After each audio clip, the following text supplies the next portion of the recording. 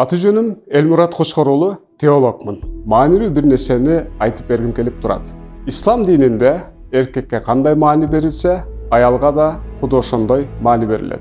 Бирок бизде диндин атынан аял тууралуу туура эмес тараган түшүнүктөр бар.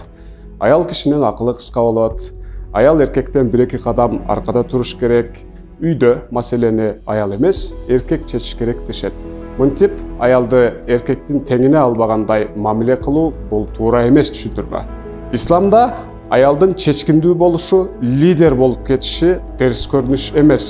Үйдө, коомдо кеңешкен учурда кимдин акылы узакты көрө билсе, кимдин акылы курч болсо, ошону менен маселени чечүү исламга каршы келбейт. Тескерисинче, муну колдогон далилдер бар.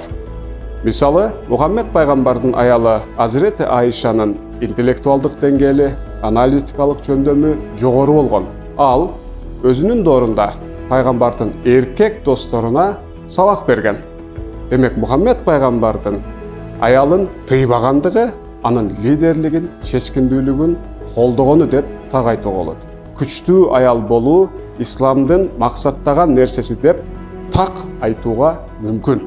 Мен ар дайым окутууларымда айтып келем.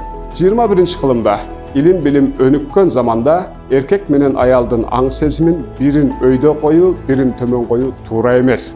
Аялдын колунан баары келет жана динде анын умтулууларын чектеген тыюулар жоктугун ар бир мусулман билүүгө тийиш. Адилеттүү коом адилеттүү ойлордон башталат.